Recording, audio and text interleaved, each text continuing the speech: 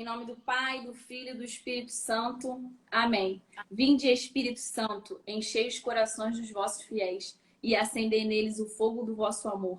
Enviai o vosso Espírito e tudo será criado e renovareis a face da terra. Oremos.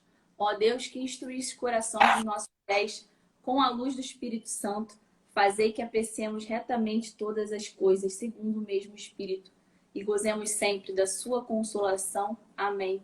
Vinde, Espírito Santo, sobre nós para que a gente fale as palavras que tu queres e não que a gente quer. Senhor, a gente está aqui para representar o amor de Deus. Então, que o Espírito Santo de Deus esteja aqui presente conosco.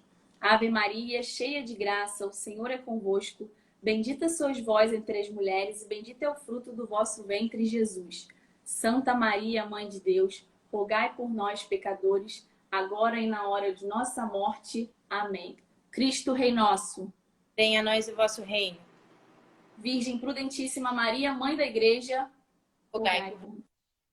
Em nome do Pai, do Filho e do Espírito Santo. Amém. Então, Agnes, vamos nos apresentar bem rapidamente. Sim. Para que a gente consiga fazer essa formação, tá? Pode começar aí se apresentando. Meu nome é Agnes, eu tenho 21 anos, faço parte da Juventude Missionária, do Movimento Reino Christi, sou da parte do apostolado, da JM, e na minha vida pessoal eu sou estudante de medicina, católica, como, né, todos nós, e acho que só, não sei se eu vou falar alguma coisa. Acho que é isso. Eu sou Maria Demarré, também faço parte do apostolado de Juventude Missionária do Reino Christi. E a gente vai falar aqui um pouquinho para vocês, já que a quarentena está aí e a gente tem que fazer algumas atividades online. A Juventude Missionária costuma fazer as atividades mensalmente. Então, como a gente não consegue, a gente vai até a sua casa. E lembre-se, né? Deus fala, tudo é graça. A gente tem que dar graças a Deus a todos os momentos. Eu sei que às vezes é muito complicado, né? Como a gente está, o momento que a gente está. Mas vamos dar graças a Deus a todos os momentos, porque as graças entram na nossa vida se a gente estiver com o coração aberto a Ele, né? Então, a gente vai falar um pouquinho das mulheres na Bíblia agora. Então, assim, agradeço que todos, quem tem aí a Bíblia, vai ser bom que a gente vai abrir algumas vezes a Bíblia. Então, todo bom católico, quem não tiver, fala com a gente que a gente tenta providenciar. Que é importante nós termos aí a Bíblia para falar a palavra de Deus. Então, vamos iniciar. Eu escutei uma frase muito legal uma vez na Canção Nova, que é a seguinte: ser mulher não é apenas se preocupar com o seu bem-estar físico, mas também com o seu bem-estar espiritual.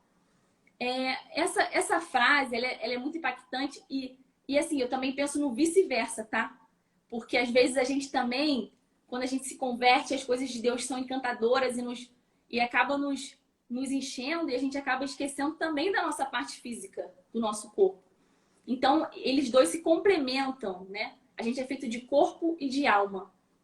E se a mulher soubesse o dom que ela tem em relação a isso, as graças que nós mulheres temos por sermos mulher, né? E as virtudes que nós podemos trabalhar em cima disso, a gente tem que dar graças a Deus. Então, essa frase é muito legal para a gente começar aí. E eu proponho, como começo de tudo, a criação da mulher. Uma passagem muito rapidinha em Gênesis 2, 18, né? Que é o primeiro livro da Bíblia aqui, no Antigo Testamento. E é Gênesis capítulo 2, versículos 18. E fala o seguinte: Javé Deus disse, não é bom que o homem esteja sozinho. Vou fazer para ele um auxiliar que lhe seja semelhante. Então, Javé Deus formou do solo todas as feras e todas as aves do céu. E as apresentou ao homem para ver com que nome elas chamaria. Cada ser vivo levaria o nome que o homem lhe desse. O homem deu então a todos os animais, às aves do céu e a todas as feras. Mas o homem não encontrou um auxiliar que lhe fosse semelhante. Então Javé, Deus, fez cair um torpor sobre o homem e ele dormiu. Tomou então uma costela do homem e num lugar fez crescer carne. Depois da costela que tinha tirado do homem, Javé Deus modelou uma mulher e apresentou-a para o homem. Então o homem exclamou, esta sim é osso dos meus ossos e carne da minha carne. Ela será chamada mulher porque foi tirada do homem. Por isso, o homem deixa seu pai e sua mãe e se une à sua mulher. E eles dois se tornam uma só carne. Essa passagem é muito rapidinha, ela é muito rica, né? Fala da criação, de Deus e de tudo. E aí a gente aqui tem muitos questionamentos e muitas questões que a gente pode tirar da criação do homem, como Deus fez, enfim. Mas aqui nesse trecho ele fala como foi criada a mulher. Então, o primeiro ponto aqui seria que não é bom que o homem esteja sozinho. Deus pensou isso. Não é bom que o homem esteja sozinho. Então, como a mulher, ela veio e tem o objetivo de acompanhar o homem, de ser sua auxiliar, de estar ao lado do homem, ser a sua companheira. E aqui a gente não fala só na vocação de matrimônio, não. A gente fala como um todo, o complementar do homem e da mulher.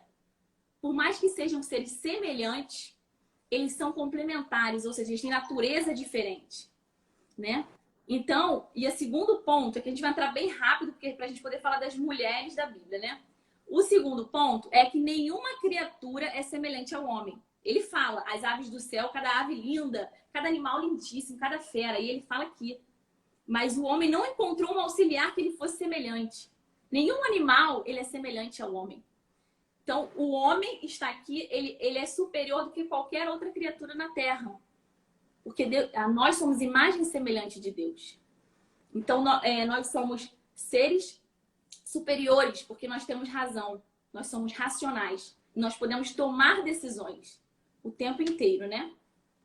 E o terceiro ponto é da costela do homem que Deus fez a mulher e apresentou ao homem. Ele achou um ser semelhante a ele. Então, podemos dizer aqui que é semelhante, não é nem... A mulher não é superior ao homem e nem inferior ao homem, né? Ela veio para auxiliar e complementar o homem. Eles se fizeram para ser uma só carne, né, no matrimônio. Então, Deus sonhou com cada mulher, com cada uma de nós. Assim como sonhou com o homem. E fez também sair da sua costela, né? A costela, se a gente for pensar, é nessa parte aqui do corpo. É na lateral aqui do corpo. Não fez sair da cabeça e nem fez sair dos pés, né? Ela fez sair da costela. Então, isso é muito interessante. Ele quis dizer da nossa semelhança e para andarmos juntos. E da natureza que é diferente, porque ele primeiro criou o homem e depois a mulher, né? E aí, Agnes, se você quiser ir complementando alguma coisa, a gente fica à vontade aí que a gente está nesse bate-papo aí. Uhum. Primeiro, para falar, se alguém quiser comentar alguma coisa, pode comentar aqui nos comentários que a gente vai dando uma olhadinha e, se possível, responde ou não. Só para a gente fazer interativo também. E, nossa, acho perfeito o que a Maria colocou. E essa passagem também remete muito ao momento da criação, né? Tanto do homem quanto da mulher. E como Deus preparou o homem, né, de duas formas, né? O homem e a mulher. E como o processo foi diferente, né? O homem foi criado a partir do barro, foi a partir da matéria. Enquanto a mulher, ela foi criada a partir de outro ser humano.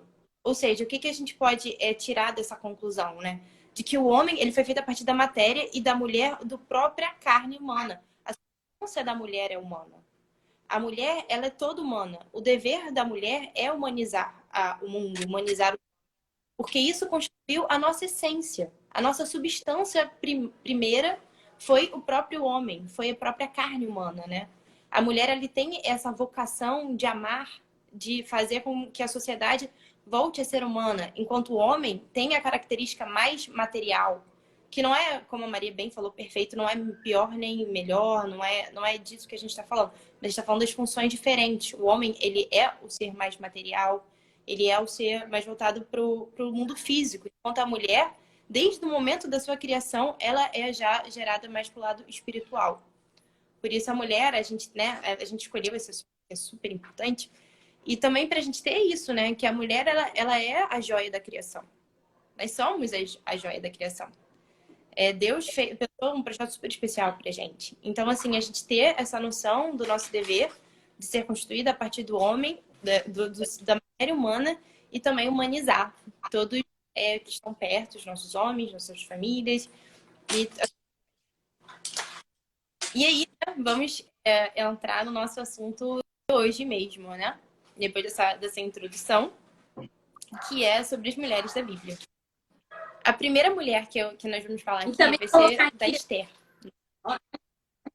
Antes de começar das mulheres, também a gente colocar o seguinte questionamento, né? Como é ser uma mulher virtuosa no mundo de hoje?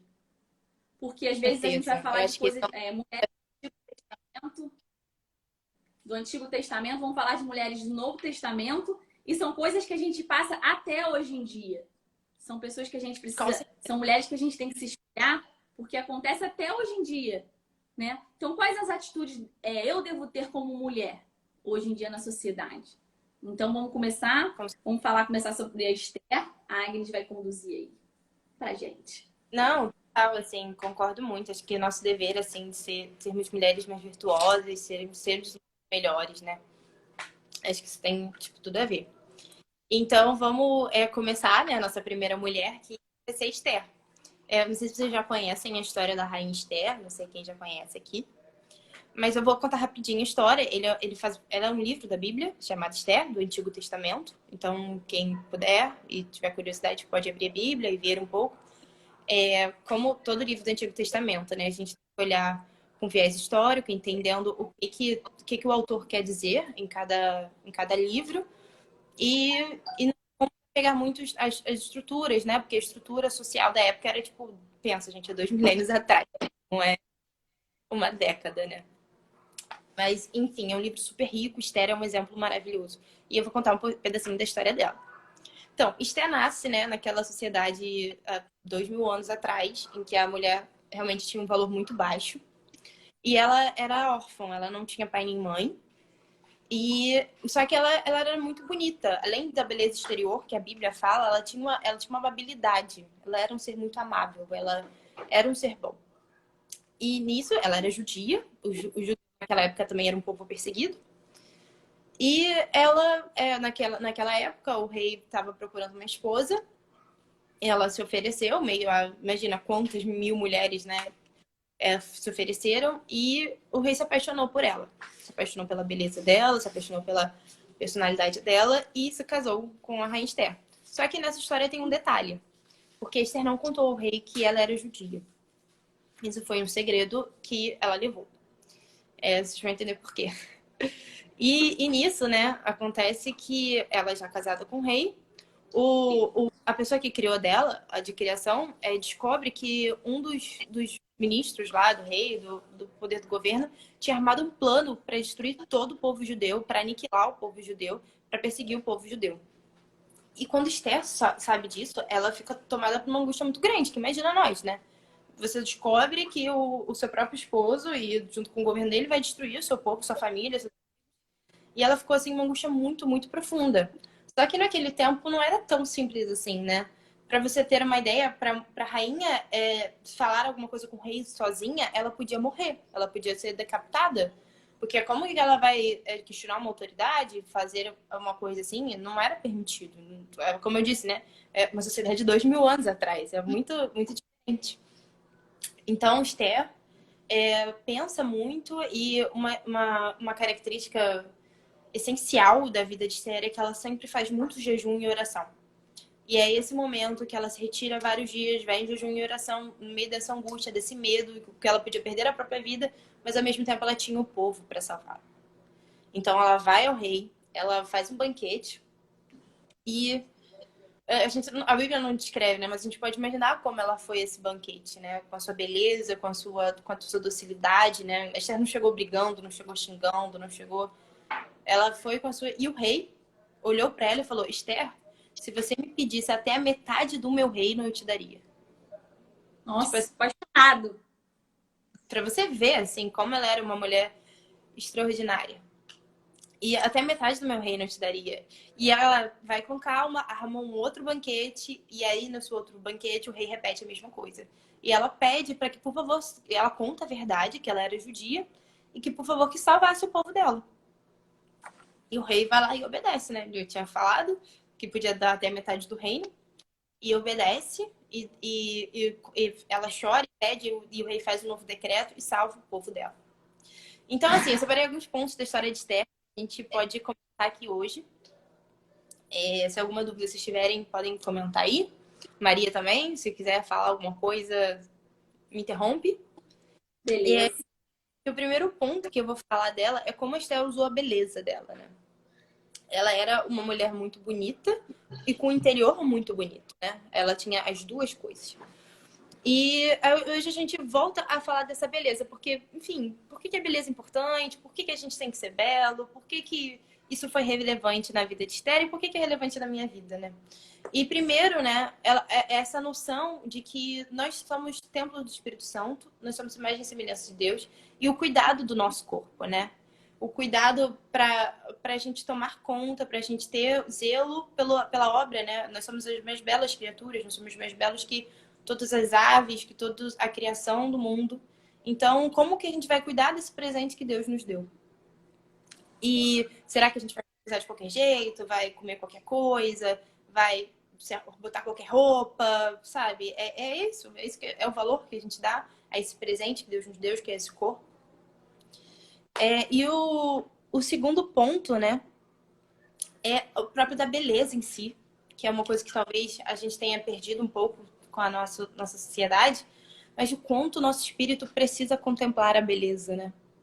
Quanto a gente precisa da beleza, não só não caindo para um lado fútil, de futilidade, de marca, de qualquer outra coisa, mas o lado espiritual da beleza. Contemplar desde uma obra de arte até uma paisagem, até o teto da Capela Sistina, até um Davi de Michelangelo. Como aquilo você olha e aquilo te invade com uma coisa no seu coração. Como a beleza, apreciar a beleza é um alimento para o nosso espírito. Não é uma construção social, é uma coisa que faz parte da nossa alma. É só a gente olhar para um pôr do sol, para uma paisagem, para um quadro, para ouvir uma música. Quantas vezes a gente ouve uma música e aquilo completa o nosso coração, né? Então a beleza, ela é essencial para o ser humano. E como a mulher é uma criatura bela, né? Como disse, é a joia da criação. Como a gente pode espalhar essa beleza para o mundo? Como o nosso corpo é belíssimo. Como o nosso rosto, nossas feições, nosso cabelo. Como nós somos criaturas lindas. Então como a gente pode usar essa beleza bem para deixar o mundo melhor, para deixar as coisas menos duras de serem vividas, mas tipo, dar mais alegria, dar mais cor, dar mais vida. Então, assim, a mulher ela também tem essa parte não de futilidade e nem de utilidade, né? Que tem aquela coisa de, vou fazer tudo que é prático. Vou lá, vou me arrumar rapidão, que é prático, é prático. Tipo assim, cara, é óbvio que a beleza não é útil. A gente tá falando de utilidade. Porque muita coisa não é útil, né? Tipo, a amizade não é útil, o amor não é útil. Você tá falando de utilidade, você tá falando de coisas que são importantes. Então, assim, acho que Esther é um exemplo de uma mulher linda por dentro e por fora, que soube valorizar o corpo dela, soube valorizar a alma dela e usou dessa beleza tanto para encantar um rei, tanto para salvar o seu povo, né? A gente está falando de coisa, né? E Mary, o que você me diz sobre beleza? Eu acho que, assim, colocando para ir para nossa realidade, né? Hoje em dia, eu vejo muitas das meninas comentarem comigo sobre isso, né? E muito dizer assim, as pessoas têm que me conhecer e gostar da maneira que eu sou, né? Como eu sou, como é que eu penso, meu intelecto, o que eu tenho dentro de mim. Só que nós transparecemos o que nós temos dentro de nós. E nós demonstramos com a nossa beleza, o nosso cuidado, o cuidado com a outra pessoa, né? Por exemplo, a gente está aqui em quarentena. Eu tô, por exemplo, com a minha mãe e com a minha avó. Se eu fico o tempo inteiro assim, descabelada, com cabelo de todos os lados, se demonstra um não importar com aquela pessoa. Tanto que toda vez que eu me arrumo e posso uma maquiagem a mais, aqui em casa até para almoçar, o ambiente ele se transforma, né? A minha mãe já começa a ficar animada, já bota a mesa de maneira animada, porque a beleza ela transporta, ela mostra como que a gente se importa com o outro e conosco mesmo, né? A beleza eu digo a beleza não tem um tipo de beleza único. Nós somos filhos de Deus. Então você já olhou hoje para o espelho da forma que você é e falou: nossa, eu sou muito linda, hein? Eu sou filha de Deus, eu sou princesa, eu sou uma filha de Deus. Você já fez isso hoje? Mas isso não significa que nós não deveremos buscar uma melhora. né? Ah, eu tô achando que eu tô muito má, eu tô muito gorda, eu tô muito isso, meu cabelo é assim, meu cabelo é assado. E o que você tá fazendo para melhorar? O que você tá fazendo uma atividade física, cuidando da sua alimentação, sabe? Porque o nosso corpo é templo do Espírito Santo, é o que a gente transmite para as outras pessoas. Aí muitos falam assim, muitas meninas comigo falam assim, eu não arrumo namorado, porque... Gente, isso também importa, sabe? A gente se cuidar. Porque muitas pessoas, eu vejo, entram na igreja e acabam esquecendo a parte... Eu tô falando da beleza externa, né? A Agnes falou muito também da beleza, o nosso transparecer, né? Porque a mulher, ela tem uma feminilidade única, que não pode ser... O homem não pode ter essa feminilidade. Isso é exclusivo nosso. Nosso, é nossa delicadeza, nosso jeito de ser. E a forma que a gente consegue tratar as pessoas, elas mudam o ambiente. Então, acho que mais ou menos isso aí, falando da beleza da parte externa. Ótimo, Maria. Super, super de acordo. A Carol falou uma coisa muito legal aqui, que quem também Meus passou... comentários gravados, que vacilo. Não consigo ver o que as pessoas estão falando. Mas tudo bem, fala aí. Ela falou que quem tá só também é importante, porque é o cuidado consigo, né? É o se amar primeiro. Isso é muito importante também. Certeza, até porque você tem que estar bem consigo mesmo para poder relacionar com outra pessoa, né? Uhum. Então, vamos lá. Bom, continuando, né? E outro ponto que eu peguei da história de Esther que me chamou a atenção foi a sabedoria dela, né? Porque, gente, eu não consigo imaginar o que eu faria quando estivesse no lugar dela. Se você tá lá e soube e te falaram que o seu próprio marido vai destruir o seu povo, né? Não seu próprio marido, mas o governo da época, todo o poder da época. Então, assim, a angústia, sabe? Ao mesmo tempo tinha muita responsabilidade por cima dela, que era a única representante do povo. E ao mesmo tempo, e o medo do que poderia acontecer. E o que me chamou muito a atenção na história de Esther era como ela era uma mulher sábia. Cara, como ela era inteligente. Como ela era uma mulher inteligente. Porque é muito fácil a gente deixar ser governada pelas nossas emoções. Sabe? Imagina se Esther chegasse lá e gritasse com o rei. Ela ia morrer na hora e o povo ia morrer junto. O que é pior. Então, como ela foi inteligente, ela soube primeiro controlar as emoções, né? Nós temos, às vezes, muitas emoções de raiva, de ódio, de tristeza. E às vezes a gente não quer saber, né? Vai lá e fala, vai lá e briga, vai lá e chora. E depois a gente fala, caraca, tipo, destruí meu povo, acabou, e agora? O que eu faço? Né? Tipo, o que eu faço? E Esther não, ela teve esse momento de primeiro controlar a emoção dela, que a Bíblia fala como ela estava sofrendo de angústia, tipo, né? E respirar e colocar aquilo em oração. Uma mulher de fé, uma mulher que respira. Cara, Deus, me ajuda. Me empresta essa sabedoria. Porque a sabedoria mesmo não vem daqui, não. Vem de lá, ó. Então, ter essa coisa de usar a razão para se entregar a Deus, para respirar e falar, bom, Deus, o que eu faço? E aí ela teve uma ideia brilhante de armar o banquete e como Deus cuidou dela o tempo todo, que o próprio rei pergunta o que ela quer. Tipo, ela vai se apresentar ao rei com risco de poder morrer. E o rei pergunta o que ela quer. Então, aí daí sim, ela poderia também ter respondido, eu quero tudo pra mim, eu quero qualquer coisa, eu quero, sabe? Alguma coisa que me faça feliz. E ela escolhe o povo dela, ela escolhe a salvação do povo dela. E aí sim ela salva. Com muita fé, com muita oração, com muito raciocínio, ela salva o povo. Isso eu acho incrível da história de Esther. Mary, quer falar alguma coisa? Não, Vamos seguir? E eu vou pro ponto da história, né? Que eu acho também, né, que todo mundo deve ter visto na história dela, que foi a coragem, né? Eu acho que a mulher hoje em dia, né, fizeram muita coisa com a figura da mulher, né, hoje.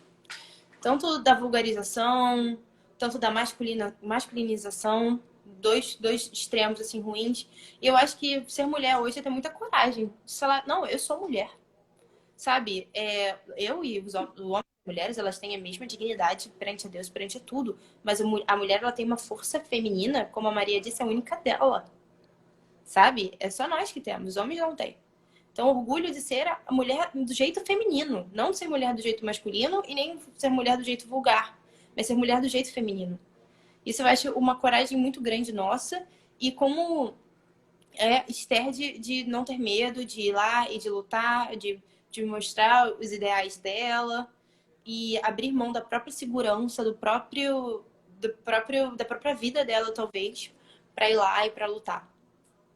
Eu acho que esses são os pontos da vida de Esther que me chamaram muita atenção. Muito legal. Como sempre, tem aí que você vai ver em todas as mulheres o serviço, né? O serviço, sim, total, de abdicar da própria Serviço. vontade para fazer. Então, agora a gente vai para a segunda mulher, a Ruth, que também ainda no Antigo Testamento, só que um pouquinho até antes. Ela tá mais ou menos aí. Eu vou contar um pouco da história, assim, para a gente conseguir entender aí os pontos, né? Falar um pouco rápido por causa do nosso tempo. Mas a Ruth aconteceu mais ou menos na história no século V antes de Cristo, né? Então, existia uma família hebraica, que são judeus, né? Que saíram de Belém de Judá para ir para outro lugar, devido à fome, devido ao momento de vida que estava um momento muito de fome, de crise econômica, crise política. Então, eles saem, né, do seu local de origem e vão para Campos de Moabe. Era uma mulher que chamava Noemi, o marido e 2 filhos. E chegando lá, eles ficam mais ou menos por 10 anos. Mas antes disso, o marido dela morre. E ela fica sozinha, ela e os 2 filhos. E esses 2 filhos, eles casam com as mulheres próprias de lá. Que não são judias, são moabitas, que é do local da época. Um casa com Orfa, que é o nome, né? Orfa, e o outro casa com a Ruth. E passando-se 10 anos, os homens também morrem, os maridos, os filhos de Noemi. Então fica ela, a sogra, com as 2 noras. E aí ela decide. É importante lembrar aí que na época, né, esses fatos, assim, a gente falar do Antigo Testamento é um pouco complicado, porque isso lembra, a gente tem que remeter muito à história, né, como a Agnes falou. Naquela época a mulher não tinha vez, né? Então é o homem que provém todo o alimento, o nome da família, né? Que provém tudo. Então ficou uma mulher e 2 noras sozinhas. E ela decide voltar para Belém. E nisso que ela quer volta, ela fala para as noras: voltem para suas terras, voltem para suas famílias, reconstruam suas vidas. Vocês são novas ainda. Meus filhos morreram, mas seguem a sua vida. E aí, de tanto insistir, a órfã, ela segue e volta para sua família. E Ruth não. Ruth, ela continua com a sogra. E a sogra insistindo. Só que ela se compadece da sogra ficar sozinha, sem marido, sem filho, sem ninguém. E aí ela fala: não, eu vou ficar com você até o fim. E aí eu venho aqui na passagem, né, que também tem um livro só de Ruth no Antigo Testamento, que é Ruth 1, versículo 16, que é rapidinho. Ruth respondeu: não insista comigo, para a sogra, né? Não vou voltar, nem vou deixar você. Aonde você for, eu também irei. Aonde você viver, eu também viverei. Seu povo será o meu povo, e seu Deus será o meu Deus. Onde você morrer, eu também morrerei e serei sepultada. Somente a morte nos poderá sepultar, nos separar. Ou seja, ela quis demonstrar a sua lealdade com a sogra e com o povo, né? Com o povo que Deus designou para ela, que ela casou e essa foi a missão da vida dela.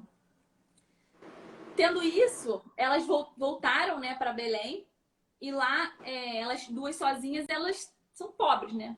Pobres, sem dinheiro, sem nada. E aí, o que acontece? A Noemi fala que tem um parente, que é o irmão do marido dela que faleceu, que tem condições para ela ir na fazenda dele para pegar uns restos de milho e tal. E aí, Ruth, sempre encantadora, demonstra muito nas passagens dela que ela é uma mulher amável, muito meiga e de muita sabedoria, muito amorosa para falar com as pessoas. E ela, na humildade dela, ela vai recolhendo assim, e ele se encanta com as atitudes dela. Não foi nem a beleza, não se cita beleza. Se fala das atitudes dela humilde, né? De ir lá e catar esses milhos que sobram. E aí ele vai lá e oferece para ela não ficar assim, para ficar com os outros empregados dignamente, comendo e bebendo, enfim. Então ela vai e ela fica muito grata. A gratidão de Ruth aqui é demonstrada de uma maneira muito forte. Ela fala: por que o senhor é tão bom comigo? Eu não mereço e tudo mais, né? E ele fala: não, você largou o seu povo, você largou para ficar com o nosso povo, né? E aí, no final das contas, ela vai e se casa com ele, porque na época tem negócio de resgate. Então, ele, como é o marido do falecido sogro, ele pode casar com ela e ficar com o terreno, porque na época o terreno é importante, o terreno ele é muito importante para colocar o nome da família, né? Era se colocado, naquele terreno é da família tal. E como elas eram mulheres, elas ficariam sem esse nome. Então ele casa com Ruth e ela sempre de forma agradecida. Ela sempre de forma muito agradecida por ele ter feito isso e tudo mais. E aí eles têm um filho, né, que leva o nome da família. E esse filho dela, o filho se chama, o nome desse senhor que ela casa é Boaz. Não sei se eu estou pronunciando certo, mas essas palavras no Antigo Testamento são um pouquinho complicadas. E aí eles têm Obed, né? Que Obed foi o pai de Jessé, que foi o pai de Davi. Ou seja, Jesus vem da descendência de Davi. E Ruth é que foi a avó de Davi. Olha que interessante que veio a história, né? A humanidade ela foi construída aí diante de um povo que tinha um amor pelo seu povo, né? O povo judeu é o povo escolhido, o povo que tem um amor pelo seu povo, pelo seu Deus. Eles dão tudo por Deus, né? E nós, católicos, devemos ser da mesma forma. Então, eu peguei alguns pontos aí de Ruth, falar rapidamente, que seria a fidelidade e dedicação, que ela foi fiel até o fim. E você vê na passagem, que a gente está resumindo aqui, né?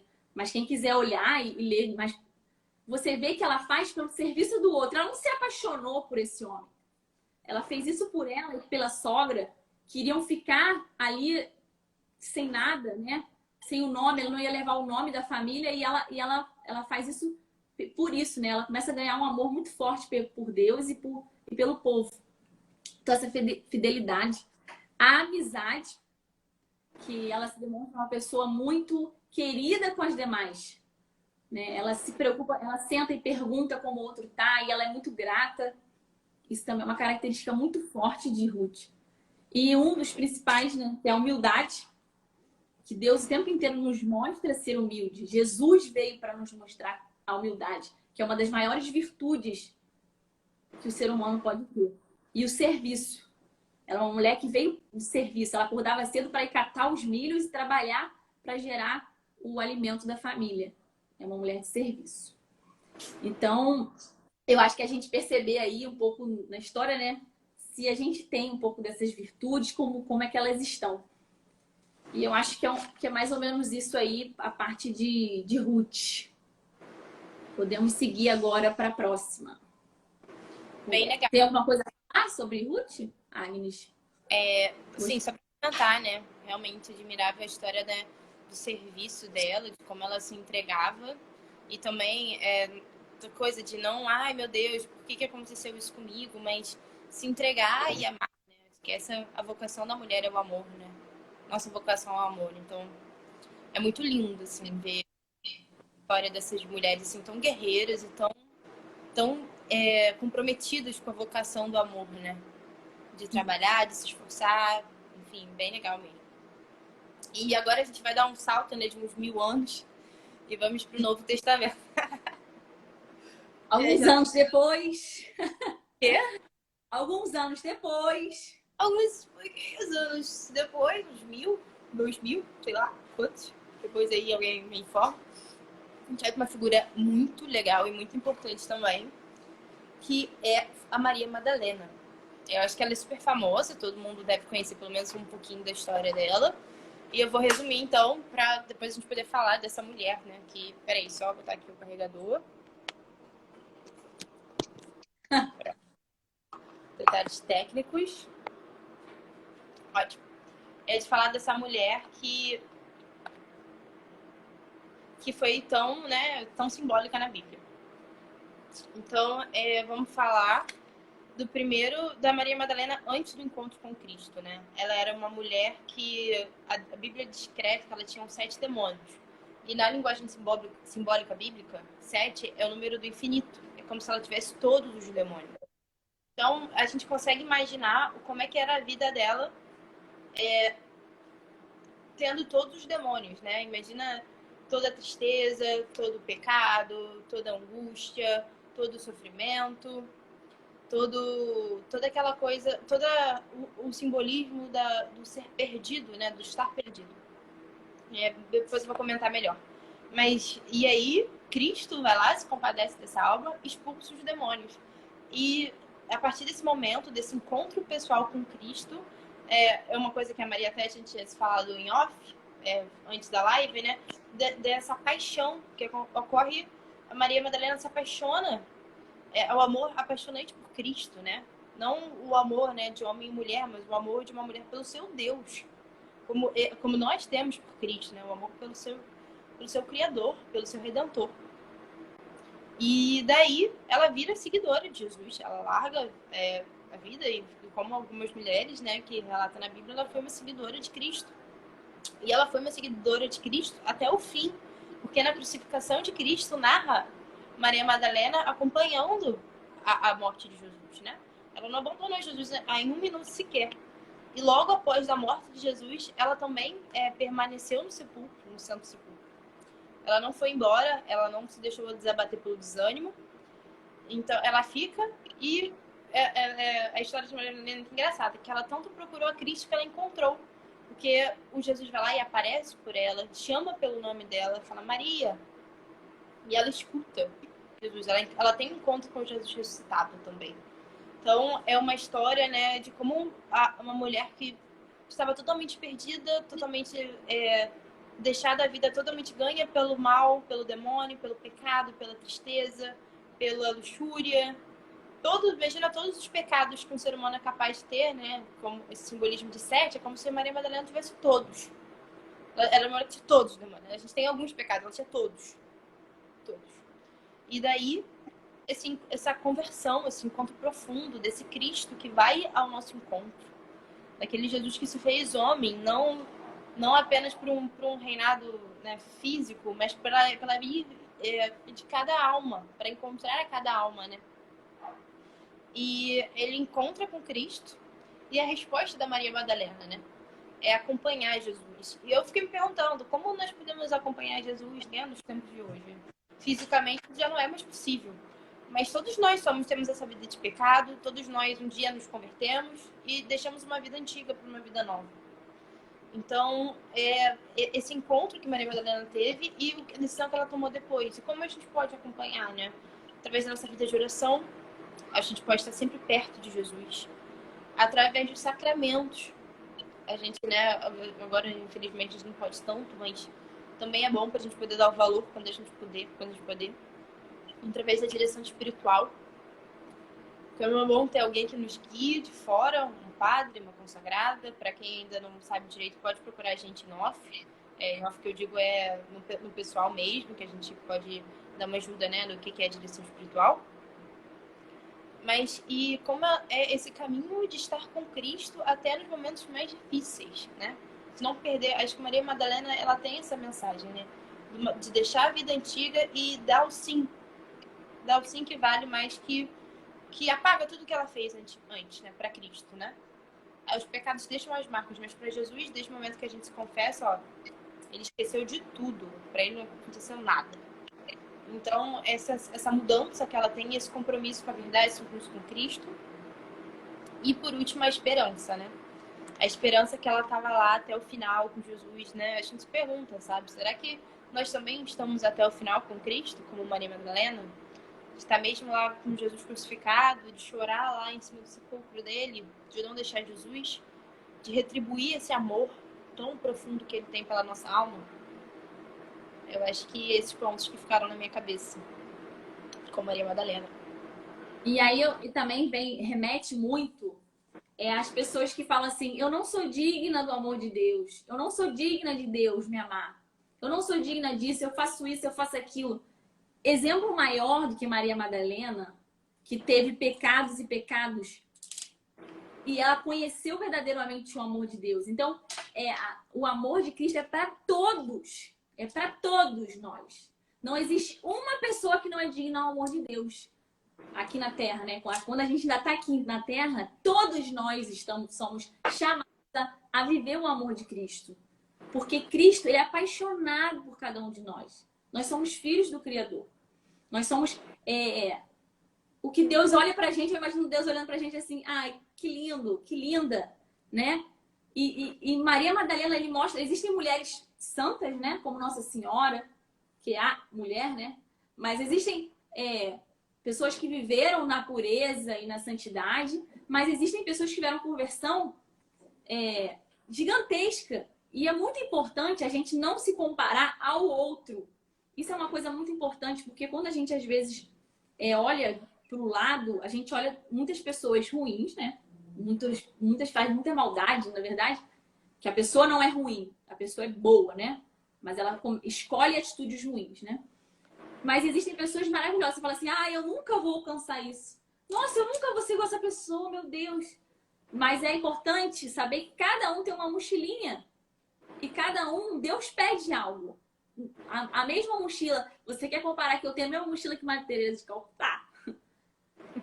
A mochila dela devia ser desse tamanhão aqui, ó. Que a missão dela é gigante. E às vezes, a nossa santidade, ela tá nas coisas pequenininhas. Quando você chega e alguém fala assim, alguma coisa pra você, e você tá sem paciência. E você chegar pra você e vai assim... Até Maria, meu primo falou que leu um artigo. Oi? Foi. Nós somos santos de classe média, né? Por santos de classe média, pra galera aqui que tá na meiuca, que não é nem Santa Teresa, nem pecador. É isso aí. A gente tem que aprender a ser santo nas coisas pequenas, nos mínimos detalhes. Meu primo André, ele é muito engraçado que ele fala assim que ele leu em algum lugar aí, que eu não sei, que rir faz bem. Você fazer esse movimento aqui com a boca?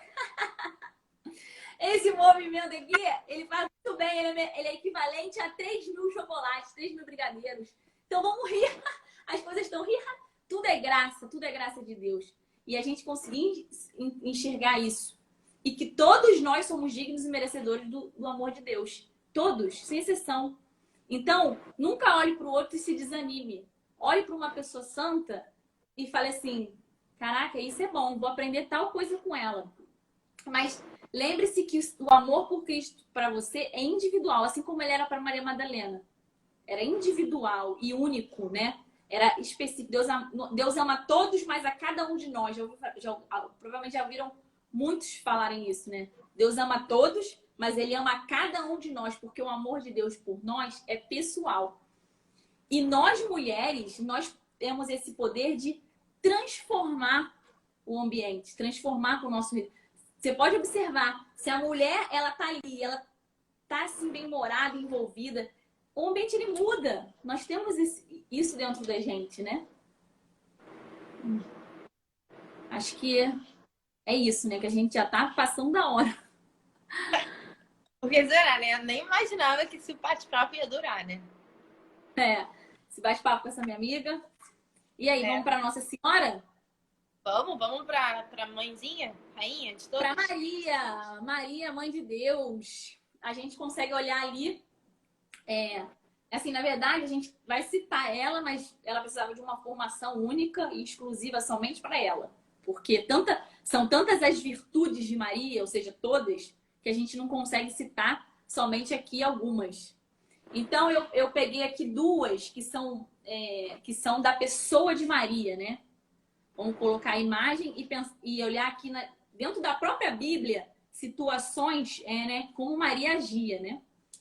Maria agia muito no silêncio. Maria é uma mulher de Deus, né? Isso demonstra muito.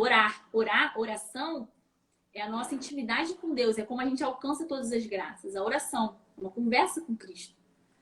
E tirando, além desse coração, né, que é ardente por Deus, a gente também pode olhar dois que eu acho muito bons, que é a parte do serviço e da humildade de Maria. Né? A gente fala assim, eu brinco, até falei com a Agnes, eu brinco com as meninas que a gente fala assim, eu sou uma princesa de Deus, eu sou uma princesa de Cristo. Eu sou uma princesa por quê? Porque nós somos... Quem é Deus? Deus é o rei, ele é o rei de todas as coisas, ele é o nosso Senhor e Rei. E nós somos o quê? Filhos de Deus, somos filhos amados de Deus. Então, por consequência, na minha cabeça, Maria, isso não está escrito em nenhum lugar, tá, gente? Nós somos princesas. Nós, mulheres, somos princesas. Porque nós somos filhas de Deus. Então, nós deveremos ter a dignidade de ser filha amada de Deus. Nós temos que ter isso dentro da gente, né? Como nós devemos ser tratadas e como nós nos tratamos para sermos tratadas. Que refere-se à dignidade da mulher, né? Por sermos filhas de Deus. E hoje em dia essa dignidade está muito perdida, né? Infelizmente, a gente às vezes... Mas a gente tem que recuperar essa dignidade, essa feminilidade, essa alegria que é ser filha de Deus e ser digna. Consequentemente, nós somos dignas por isso. E também como um bom Deus, que se fez homem, ele veio na terra, Jesus veio para mostrar que ser rei não é ficar lá. Jesus é o primeiro a servir. Então, Nossa Senhora é o maior exemplo de serviço da história, né? Tem uma passagem aqui que eu acho de Maria que é fantástica. Tem várias passagens, né? Mas fala assim que ela se encarnou o filho dela, né, pelo Espírito Santo, ela ficou grávida do Salvador. E aí ela ao invés de ficar quietinha, eu estou com o rei aqui, ó, na barriga, ela vai correndo para ajudar a Santa Isabel, que está grávida, sua prima. É o serviço, né? Que isso a passagem está em Lucas 1:39. Eu não vou ler agora, devido ao nosso tempo, mas está em Lucas 1:39, que fala isso, justamente do serviço de Nossa Senhora. Como ela, tendo Deus, ela vai ao encontro de Isabel, que é sua prima, porque precisava de ajuda, que ela já era uma idosa. E a Isabel fala, meu Deus, Ave Maria cheia de graça. Você está cheia de graça porque você está com Deus na barriga. Então, eu acho que Nossa Senhora resume o exemplo de serviço que nós, mulheres, né, vamos aí falar. Estamos falando sobre isso, né? Que a maior virtude das mulheres que a gente olha é o serviço. Eu vou só concluir com uma frase do Santo João Paulo II, né? Nosso querido Papa, que ele fala uma carta que ele faz para as mulheres. É uma carta apostólica que ele escreve sobre a dignidade e a vocação da mulher. Lá em 1988, ele fala assim: a Igreja deseja render graças à Santíssima Trindade pelo mistério da mulher, por toda mulher e por tudo aquilo que constrói a eterna medida da sua dignidade feminina, pelas grandes obras de Deus que na história das gerações humanas nela e por ser meio de serem realizadas. Em última análise, não foi nela e por seu meio que se operou o que há de maior na história do homem sobre a Terra, que é o evento pelo qual o próprio Deus se fez homem, que é Nossa Senhora, né? Então, para a gente ver a importância da mulher na sociedade nos dias de hoje, eu acho que agora a gente pode só colocar aí 3 pontos de meditação para a gente terminar essa formação. Eu acho importante a gente sempre concluir com algo para a gente não sair daqui por sair, né? A gente sair de uma formação pensando, né? Refletindo algo em relação a Deus e em relação às nossas atitudes. Então, ficam 3 pontos aí para a gente refletir. Estou dando o meu melhor hoje para Deus e para os demais? Qual virtude eu mais preciso trabalhar em mim? Qual virtude é aquela que está mais me faltando? E por último, com qual dessas mulheres eu mais me identifico hoje?